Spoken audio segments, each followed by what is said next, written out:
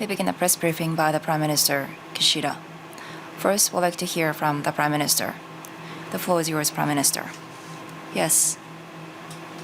Today, 1 year ago, Russia started aggression on Ukraine. For those of us who live today, the February 24th is unforgettable. Yet this is a day that we must not forget. Russian tanks and missiles have attacked the residences, bridges, and power stations without mercy, and innocent civilians have been killed. Such an atrocity have stunned the world. It's been 1 year since then. The battle to claw back justices have been hung in the balance.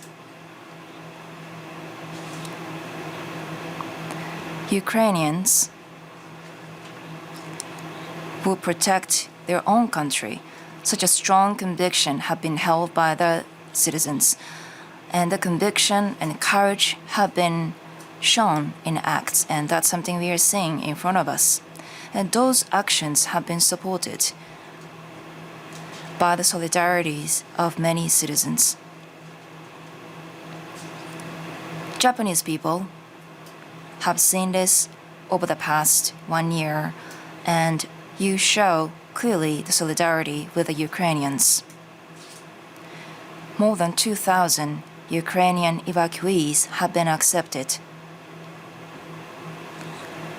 and more than 300 local governments have announced their life support for them. Also, over 800 companies have announced support for jobs for them. And from Japanese government perspective,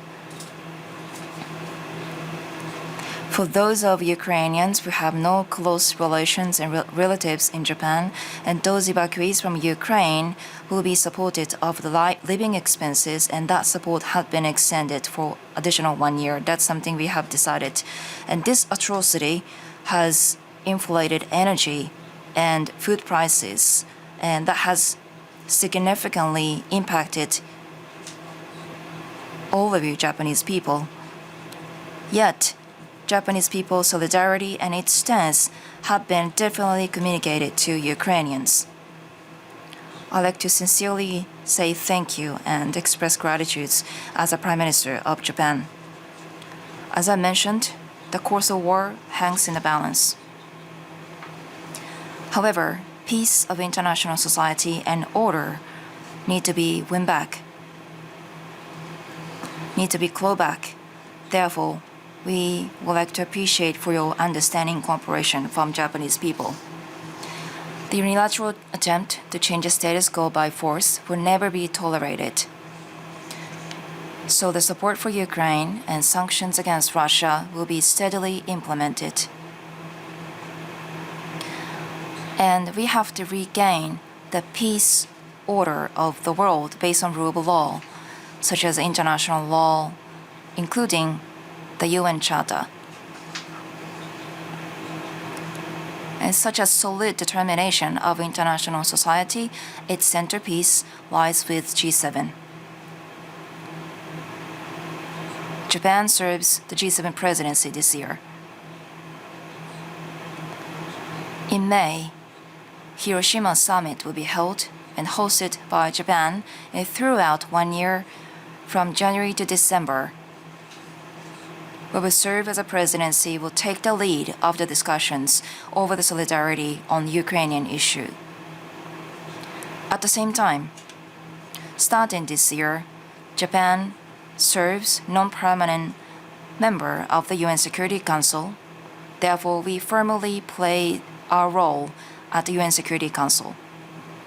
Today, after this press conference, starting 11 p.m., we invite President Zelensky and host G7 summit in TV conference form.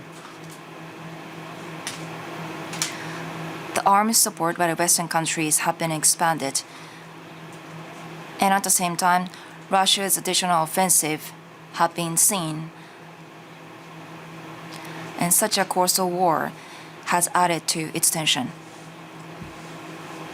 Therefore, today, such a latest information, latest situation will be exchanged in its opinion, and we will reaffirm solidarity among G7 and how the reconstruction support should be, and this will be intensively discussed among the leaders.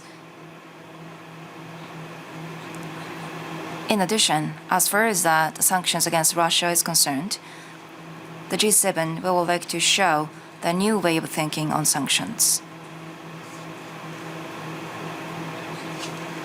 Not only that, the third countries' potential military support for Russia has been pointed out.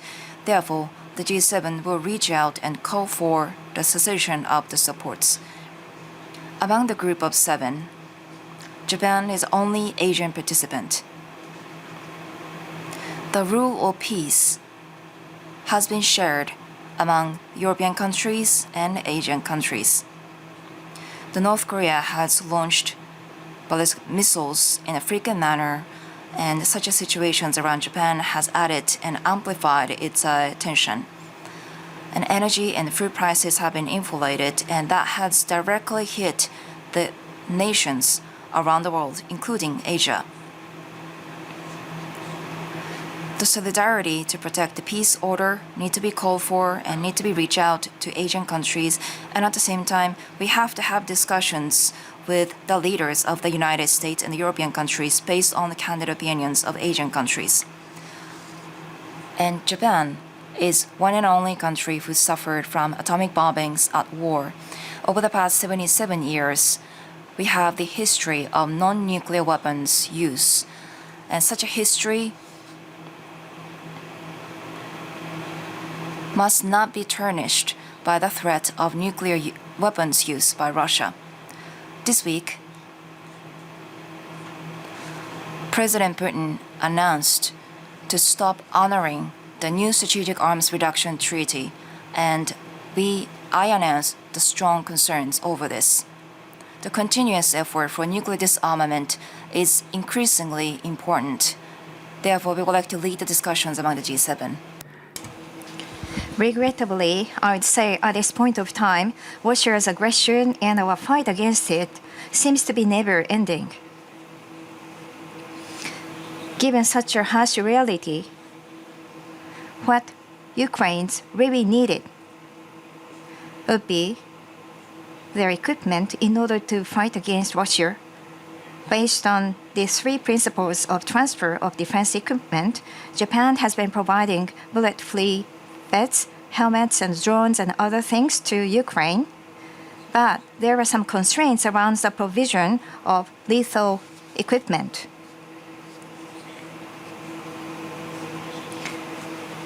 And because of this, Japan needs to exercise its own strength and staying close to Ukrainian people. We need to provide, and we are providing, detail-oriented support. And right after the aggression of Ukraine, and so far, around $900 million worth humanitarian recovery and reconstruction support has been provided or was expressed, and additionally expressed the $5.5 billion financial support was that included. In total, $7.1 billion Ukrainian-related support has been already displayed and expressed. So in a unique way, Japan will provide a seamless support for Ukraine. To be specific, first of all, Russia is continuing their attacks on energy infrastructure, and given this, Ukraine's lack of power needs to be covered through international efforts. Together with the United States, Japan is leading the collaboration cooperation within the framework of G7 Plus framework concerning energy support. For example, Japan is progressing the provision of around 1,500 power generators, and this is being provided to hundreds of thousands of Ukrainians, and we are providing the warm environment given this harsh cold environment in order to benefit as many people as possible. large-scale transformers, 10 of them, and then around 140 power-related equipment will be provided.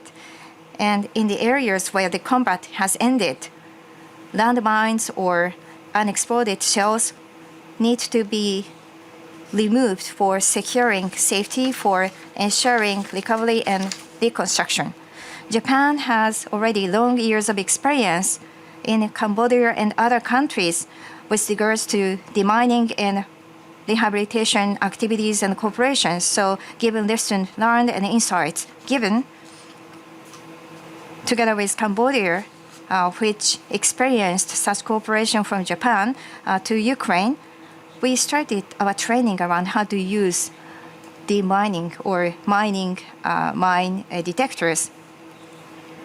In order for Ukraine to be able to accelerate this removal activities, we will continue our trainings, and we are also providing the detectors and removal equipment for landmines.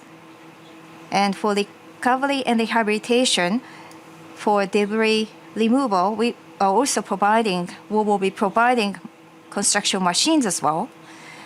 And before the aggression started from Russia, Ukraine used to be one of the renowned world natural farmlands, and to every corner of the world, it used to provide agri products. However, because of the atrocity of Russia, such supply has been hampered, and we are meeting international and global level food crisis. And so far, Japan has been providing the expansion of the grain storage capacity of Ukraine, and we also provided some food supports to affected areas for foods. However, Ukraine needs to be serving as once again the world food warehouse in order to provide foods to every corner of the world, which is quite important. So therefore, from this perspective, Ukraine concedes procurement, and in this regard, female and youth and the small farms will be prioritized for provision. By doing so, we will be preparing for the support for the recovery of agricultural production capacity, ramp up of Ukraine. So Ukraine's agri production and exportation capacity needs to be recovered in relation to the global south. So therefore, in a unique way, we will expand our own support. On top, in terms of education, governance enhancement, and cultural assets protection, etc., we need to, and we will be providing support on different fronts using our own insights in order to provide the right assets for the needs of Ukraine. And we also need to support neighboring countries of Ukraine which are impacted by Russia's aggression. There has been a large influx of evacuees and energy price inflation difficulties meeting Poland, Moldova. To such neighboring countries, yen loan provision has been provided so far. Today's Ukraine may become tomorrow's East Asia. With such a strong sense of urgency, I have been executing strong sanctions on Russia and Ukraine support. And through G7, G20, East Asia Summit, ASEAN Summit meeting, on various occasions, meetings and summit meetings, I have been reiterating such a message in a strong manner.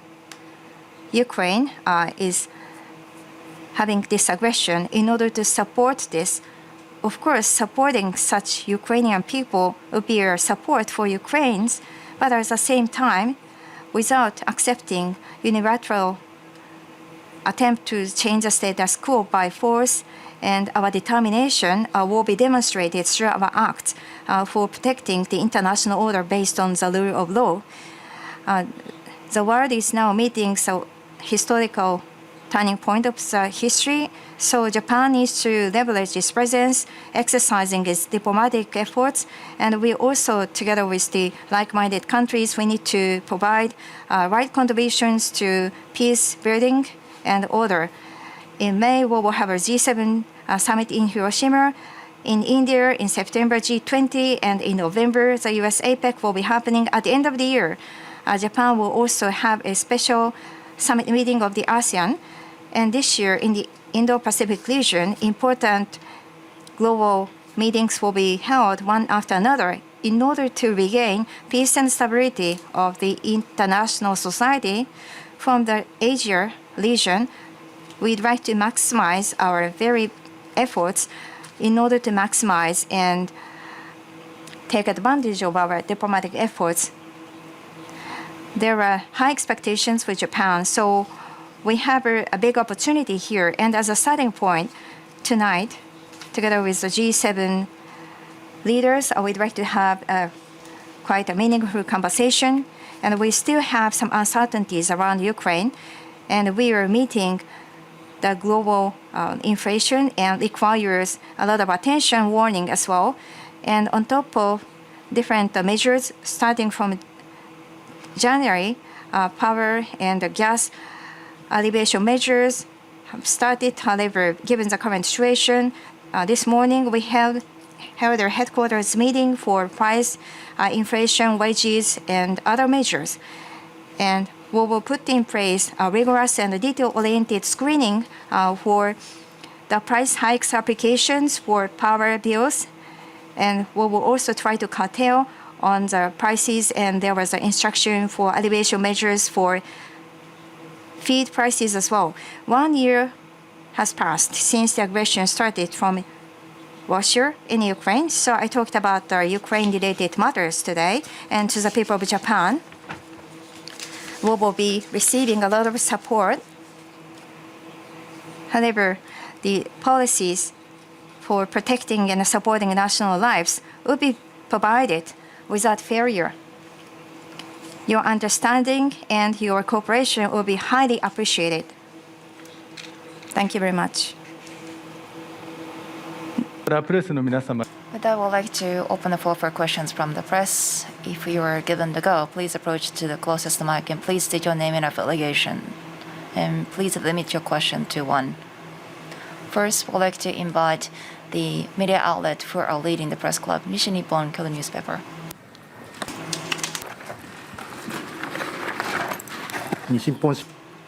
Kawai from Nishi Nippon newspaper. Thank you very much, Prime Minister. Let me ask you a question on your visit to Ukraine.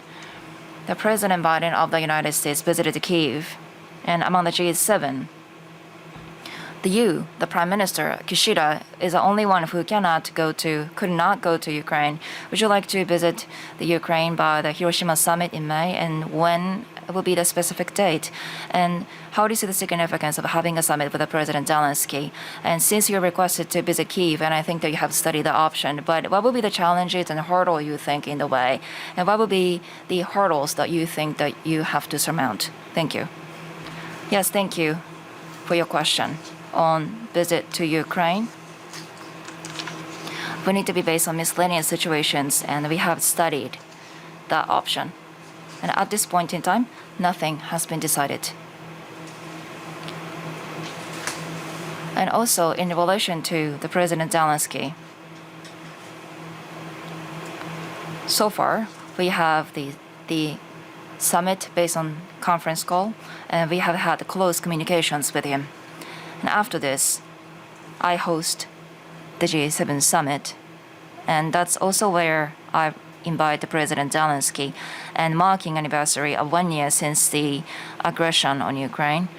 And G7 and solidarity, G7 and Ukrainian solidarity need to be shown to the international society strongly, and people like to uphold international order based on rule of law, and such a strong determination should be laid out. That's what I would like to do. And as far as my visit to Ukraine is concerned, we need to secure security and safety, and we need to protect the secrets. Those are the situations, and the miscellaneous elements need to be based, and that's something we have studied so far. As I mentioned, the timing and the period, nothing has been decided yet. Now we'd like to listen to Shimizu-san, the leading media outlet. NHK Shimizu, thank you very much. I'd like to ask about the impact of Ukrainian affairs on the domestic affair and economy. To your point, there has been a protracted aggression, and we are having a lot of foods and energy-related issues, and we are having inflation. In order to provide the right to continuous support to Ukraine, we have to have a stabilization of the economy here. And from the ruling coalition, there has been some calls for provision through, for example, reserves. And how do you see this, and how do you see the timing of this happening? First of all, about the inflation measures. So far, the Japanese government has been focused on the main cause of the inflation, which is energy and foods-related matters.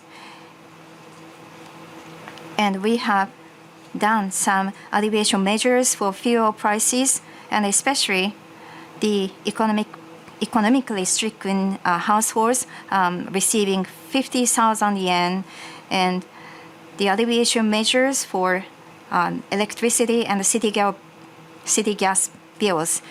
So, similar manner, we tried to provide such measures. However, like I said before, today we had a headquarters meeting for inflation, wages, and life-related comprehensive measures. And we have provided economic package and supplementary budget, and the execution has to be further accelerated. There was such a confirmation, and concerning energy, the regulatory prices of power, there has been some revision filings. However, without just sticking to April timeline, rigorous and detail-oriented screening has to be done in order to control power prices. So there was such an instruction. And regarding foods, the feed prices related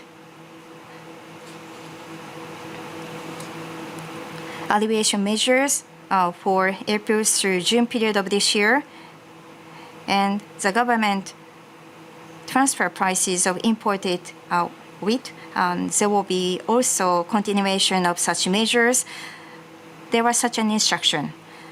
And again, concerning wages, large companies towards wage hikes, there have been some proactive moves. However, what's important is 70% of jobs are being accounted for by SMEs. So we have to spread this movement around these areas as well. So including how to secure the financial sources, the price pass-through, and such measures should be enhanced. There was such an instruction. And the current economic measures should be executed as soon as possible. However, on top of this, regarding what I have already described, further measures will be required. And with that sense of urgency, I have provided such instructions. Ukraine still has a lot of uncertainties. So worldwide inflation and this trend requires further attention. So on a continuous basis, in an agile manner, we'd like to take actions. Together with different parties, we'd like to collaborate to capture the information, seize the information to take adequate actions. Now we would like to open the floor for questions from the press other than the leading media outlet. I would like to give a go to one company at a time, so please raise your hand and please state your name and affiliations. Suzuki from Kyoto News. Again on the Hiroshima summit again. You will serve as a presidency in G7 Hiroshima summit in May, and I believe the Russians' aggression on Ukraine will be one of the important agendas. As you mentioned at the very outset, in a TV conference with the G7 tonight, how would you like to bring discussion to the Hiroshima summit? And as you have a Hiroshima summit, would you like to invite President Zelensky there? Thank you. As I stated, it's been just 1 year since the Russia started aggression on Ukraine. And as a G7 presidency this year, I host the G7 TV conference call. This meeting invites G7 leaders and the President Zelensky from Ukraine at the very outset. Now, how I would like to bring discussion to the G7 Hiroshima summit tonight? Well, again, this year, Japan serves the G7 presidency. The rule of law-based international order need to continue to be upheld, and such a global efforts need to be led by Japan. To that end, Russian aggression should be stopped. So tonight's meeting, G7 need to be united, and sanctions against Russia and support for Ukraine need to be carried on and need to be stepped up its efforts, and that has to be reaffirmed. And including the outcome of tonight's meeting, we would like to bridge discussion to Hiroshima summit, and that flow of discussion will be led by Japan. And we will host the G7 summit in Hiroshima in May, and the countries and the institutions we will invite to the summit.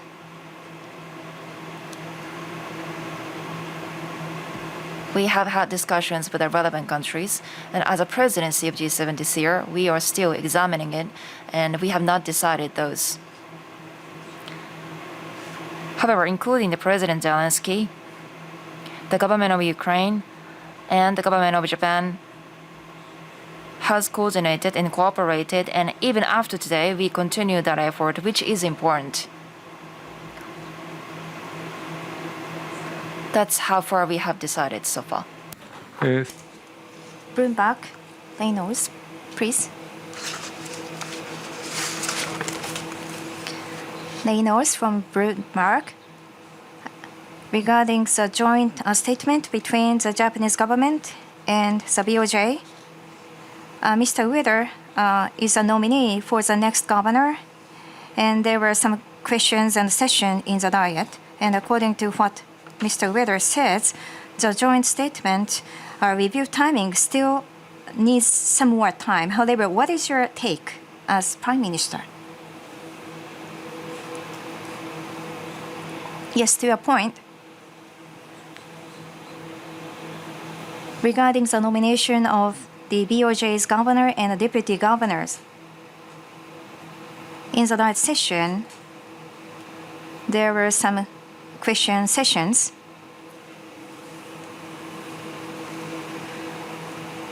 And as for Mr. Ueda, who was nominated for the next governor, regarding the joint statement between the BOJ and the Japanese government, immediate review would not be required as far as he thinks. So there was such a report or regarding his remark. And given this, in today's lower house Commission on Rules and Administration regarding Mr. Ueda's remarks, the Japanese government was not uncomfortable, in particular, with what he has said. At any rate, there has to be an agreement in the Diet session, and once there is a determination for the next personnel affairs, sustainable economic growth needs to be attained. So regarding the collaboration between the Japanese government and the BOJ, there has to be a confirmation for such. That's all. 次の方。 Higuchi-san from Chugoku newspaper. 中国新聞の樋口。 Higuchi, Chugoku newspaper. Thank you. With the threat of the nuclear use by Russia, and let me ask you questions on nuclear issues. As you mentioned, the unique stance in the diplomacy as Japan, you mentioned, and Japan is the only country who suffer from a bomb, and that will be unique stance. But as you mentioned, the New START treaty has been stopped its honoring by the Russia, and that shows the really worsening situations. But as the only a-bombed country, how would you like to realize the world without nuclear weapons? And then 3 months later, you have a Hiroshima summit, G7 Hiroshima summit, and you will have as many leaders as possible to visit Hiroshima. I mean, 77 years ago, there were the catastrophe in 77 years, it's very important to communicate the message to the world. How do you see that? Yes, as you mentioned on the news start, that's a treaty between the United States and Russia. Strategic stability had been ensured by that treaty. And in the nuclear disarmament, important progress had been shown by that. That's how I see that. Towards the world without nuclear weapons, we need to involve various countries, including the United States and Russia, and that arms control and disarmament is very important. And Russia has announced to stop honoring that treaty, and I have strong concerns over that announcement. And as a country who only suffer from A-bomb, from that perspective, the threats of nuclear weapons and let alone the use of it will never be tolerated.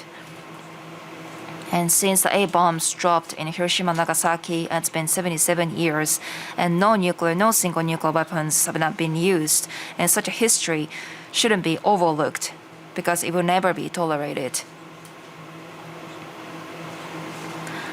And as you mentioned on the Russian move, well, we would like to realize a world without nuclear weapons. However, the path forward will be much severe. But all the more, the current reality, and that is a very severe security environment, need to be bridged to the ideal state, which is a world without nuclear weapons. And to that end, realistic and practical initiatives need to be preceded, and then so that we are able to elevate momentum on a global basis. That's important on this affected region, and to be able to touch the reality, and it's important, as you mentioned. I agree. That's why last year at the United Nations, I announced Hiroshima Action Plan.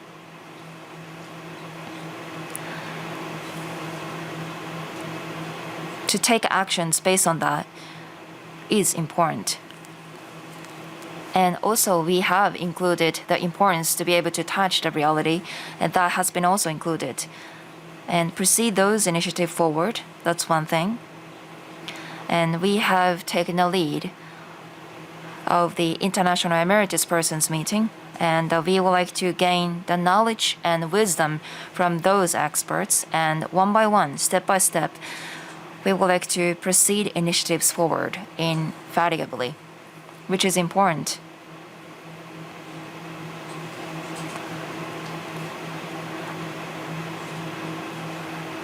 Once again, we would like to build the momentum to realize the world without nuclear weapons, and we would like to situate the G7 Hiroshima Summit as a one trigger to move forward.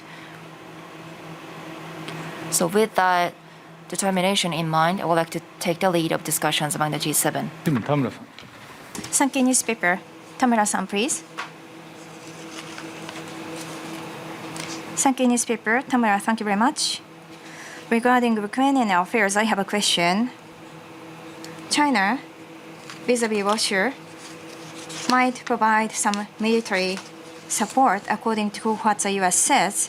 And as you have already mentioned, you are calling on third countries not to provide such support to Russia. And do you have the same view about what China is doing? And if China provides such military support, are you providing any actions, including sanctions on China?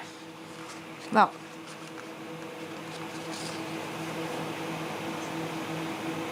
regarding the response of China, there is a question. First of all, the other day, on February the 18th, Mr. Anthony Blinken, the U.S. Secretary of State, had a meeting with Mr. Wang Yi, Foreign Minister of China.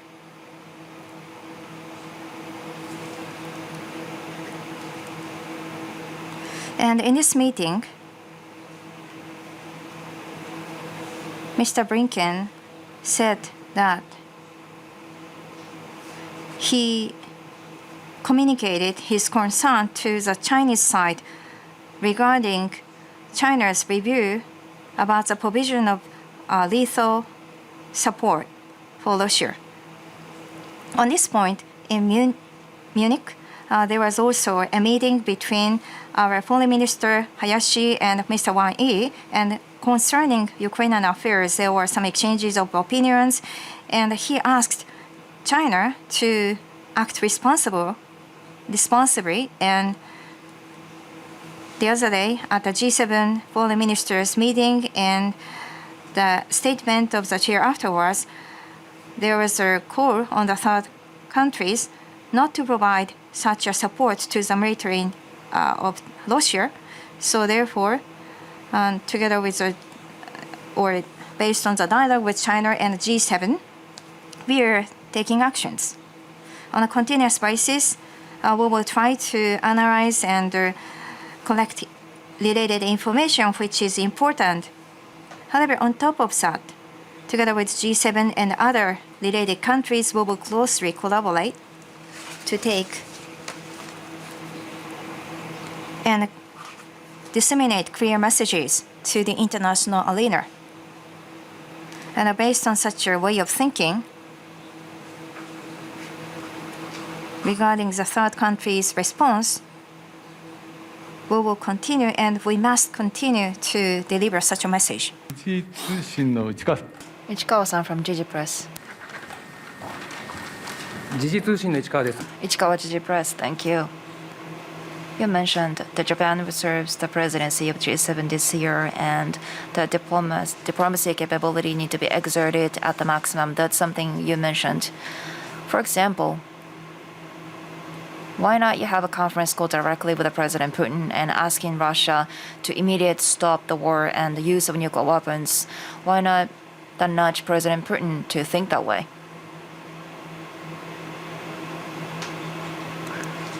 Well, the Russians' aggression on Ukraine, as far as that matter is concerned,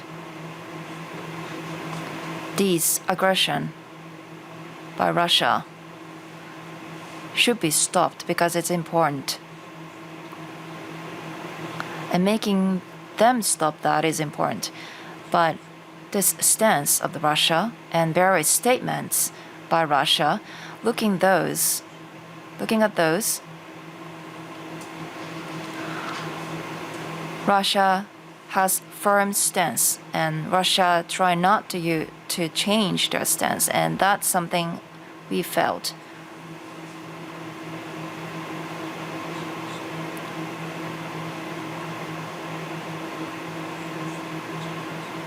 Russia annexed some lands, and even a notch, they would not like to budge even a bit, and that firm stance has not been changed, and that's the situations we have to recognize.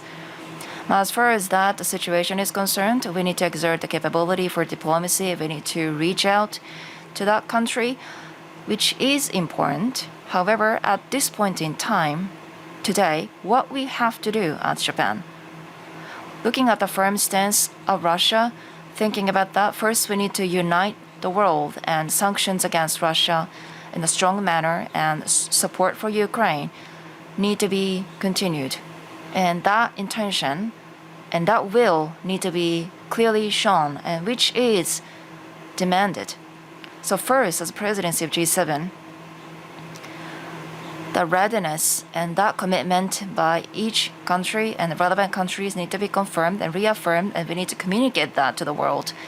And that's the diplomacy we have to be engaged. As we proceed such an efforts, that we will see that we will have to watch the potential change of the course of war. That will be the basic stance at this point. And what will happen afterwards, I don't think it's appropriate to make any comments on what will happen next. 川西さん TBS, Kanji-san. Kawanishi, regarding national lives, I have a question around wearing a mask. And on March the 13th, the mask wearing will be left to the decision of each individual. However, according to what people say in an opinion poll, people are taking precautious approach for taking off a mask, and it will be probably a high hurdle. Are you going to reiterate your message once again as a Japanese government? And as of 13th, are you going to take off a mask? Regarding mask wearing, on February the 10th, we had the government countermeasures headquarters. We had a decision out of it. And based on the experts' opinions concerning the treatment of masks, we decided to review such a practice starting from March 13th, and currently, basically, wearing a mask in principle indoors and taking off the mask outdoors. So that has been principal approach. However, it will not be mandatory action. However, we will respect individual decisions regarding whether or not they should have a mask. And in order to benefit their decision making of each individual, as anti-infection measures, we will provide situations where mask wearing would benefit people, and so in certain cases we will provide such plan. So whether or not people should take off or wear a mask, it shouldn't be mandatory action. And during rush hours and visit to, for example, the elderly care centers, when they're in order to fend off infection with a highly risky population, including the elderly, wherever necessary, people will be requested to have a mask or wear a mask. So we will provide an easy-to-understand leaflet regarding this treatment and actions, and we are asking municipalities and industries to communicate such and via websites and SNS. We are providing such PR activities to the people of Japan, and via TV commercials and via different tools, we'd like to provide PR actions as a Japanese government. However, I myself, whether or not I will not wear a mask from then on,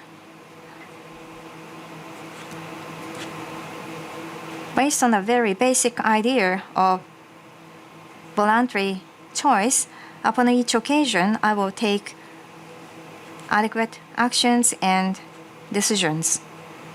And in principle, except a situation where I'm recommended to wear a mask, I think there will be more occasions of taking off a mask. 七尾さん。ニコニコ七尾です。七尾ニコニコ Thank you very much for your work. G7 Hiroshima Summit, there were several questions, but I'd like to ask you this again. At the very outset, you said Russia announced to stop honoring the New START, and nuclear weapons use have been alluded many times throughout and tried to put pressures. And thinking about the relationship between Japan and Russia, I know feasibility is very challenging, but knowing that, let me ask you this. That one of the largest themes of politics is to realize a world without nuclear weapons. Yes, I understand. Not only Ukraine, but would you think the possibility of having Russia commit to something in G7 Hiroshima Summit, it will be a few months away. It will be difficult for now, but in somehow, some form, would you like to think some form of the commitment by Russia to the G7 Hiroshima Summit? Thank you. Well, at this point, the Russians' aggression on Ukraine, that's something the world has faced. And the foundation of international order has been rattled, and we stand at the inflection point of history. And against the backdrop, we host the G7 Hiroshima Summit. But unilateral attempt to change the status quo by force, and Russia has alluded to use of nuclear weapons as a threat. As far as those matters are concerned, we need to definitely reject those, and such a strong messages need to be communicated, which is key. Together with our relevant countries of the G7, we work with the international community, and our commitment and durable law-based international order need to be definitely preserved, and that messages need to be communicated. That's important. And as I repeated, as far as aggression is concerned, and the fact that Russia has threatened and alluded to use of nuclear weapons, and Russia is the one who should be denounced, which is out of question. Therefore, by having Russia being involved into G7 Hiroshima summit, we have no such an option at the table at the moment. However, realizing the world without nuclear weapons, in order to pursue the ideal state, realistically, we have to mobilize a nuclear state or have them involved into such a discussions and such a move, and that's important, and that has been the repeated messages. And as far as the summit is concerned, we have not considered anything related to commitment, any involvement, engagement by Russia onto G7 Hiroshima summit. But however, looking at the long-term discussions, practical and realistic way, we have to realize the world without nuclear weapons. Then what we should do now, and carefully we have to consider that, and that's the one challenge we face. At any rate, at this point in time, what stances we have to take, what commitment we have to show, and as a presidency of the G7, what are the responsibilities we have to fulfill? I already stated that. What we have to do now has to be fulfilled. And afterwards, we have to continue to keep tabs on what will happen in the future. And that's the stance that Japan has to take now. それでは次に Now, over to Iwakami-san.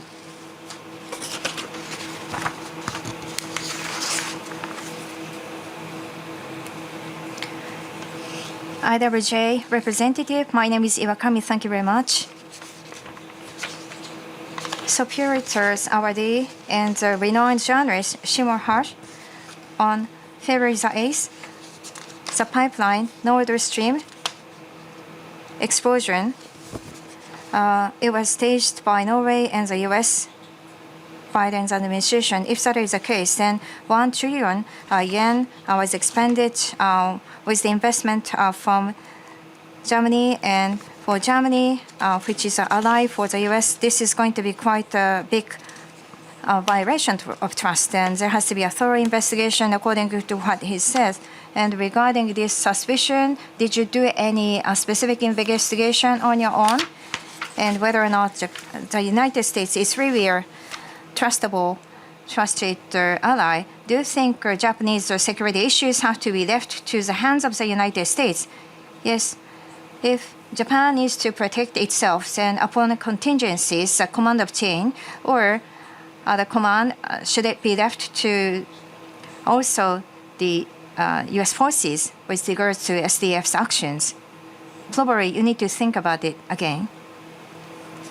Regarding such an article, to your point, the U.S. said that it's completely fictitious, and that's how it has been evaluated. And the government of Norway says that it makes no sense. So therefore, they have already pushed back their involvement clearly. And of course, there might be some investigations happening in some countries. And regarding such investigations, we'd like to see how it plays out. However, in many countries, concerning such an article, there are some negative assessments happening. But about the SDFs and our security issues and SDF's actions, we need joint response with the United States, and based on our Constitution and domestic laws and some other laws and regulations, actions are taken. And SDF and the US have different channels of command taking actions, which is of course a matter of course. So therefore, as for the Japanese government, in order to protect assets and the people's lives, how it should be from diplomacy and security perspective, we will take actions, determine our course of actions and policies as well. I'm afraid that because of time constraints, please allow me to limit question to 2. Sejima-san from Fuji TV. フジテレビの瀬島です。はい。Sejima from Fuji TV. Again on Hiroshima summit and what country to be invited. My question is on potential option on South Korea, Republic of Korea, and resolving the civilian workers from Korean Peninsula issue will be the very much pending issue. We would like to resolve the issue by G7 Hiroshima summit. Would you like to resolve this issue as earlier on? And based on current discussions, could you please update us? Thank you. As I mentioned a little bit, which countries to be invited to the G7 Hiroshima summit has been examined now, and nothing has been decided today. And you mentioned the relationship with the Republic of Korea and the bilateral relations with the Republic of Korea. And back in November, that there was a summit, and President Yu and myself had discussion. And Japan and the Republic of Korea, the pending issues need to be resolved in early timing. That's something we once again concurred. And with that, diplomatic authorities have accelerated discussions. Back in 1965, since the normalization of the diplomatic relations, the amicable and this friendly cooperative relationship has been built and developed, and we need to bring this to the healthy state and further develop this relationship further. To do that, closely we would like to communicate with the government of Republic of Korea.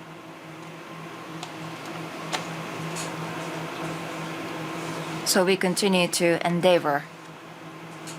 That's where we are now. And moving forward, nothing has been decided. That is all. テレビ東 TV Tokyo, Shinohara-san.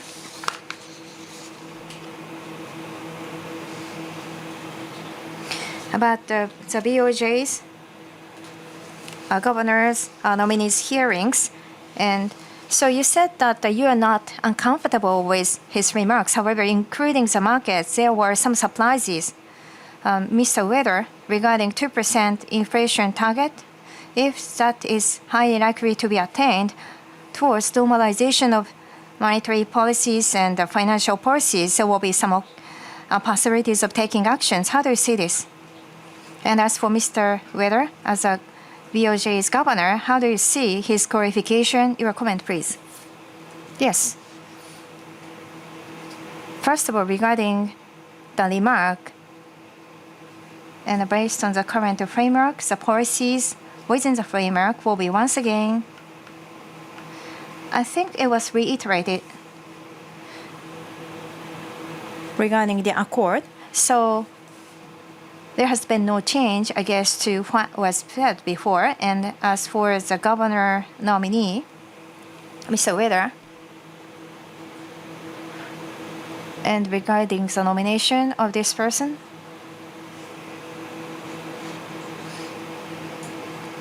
as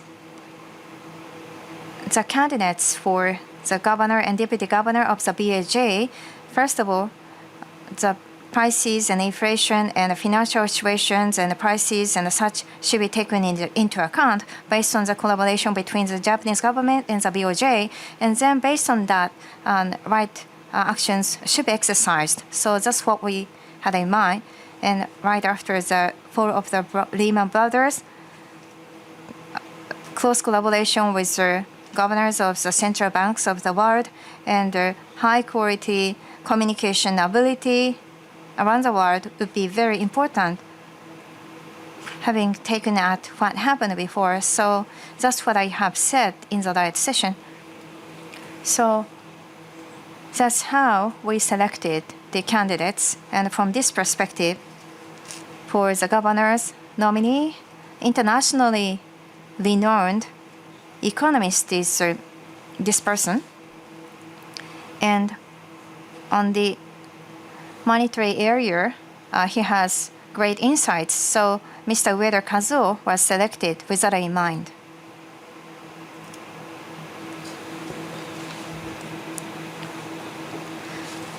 So we'd like to be united between between us and the BOJ, and sustainable economic growth should be attained with the right price range.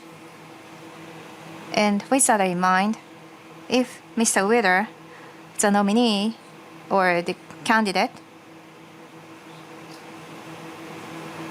was endorsed by Diet, and then if he takes a post, then we'd like to confirm such a collaboration. That's all. Okay, so this concludes today's press conference. So the people raising their hands, so please raise your questions via email later on, and then later on we will follow up via email. Thank you very much for your cooperation.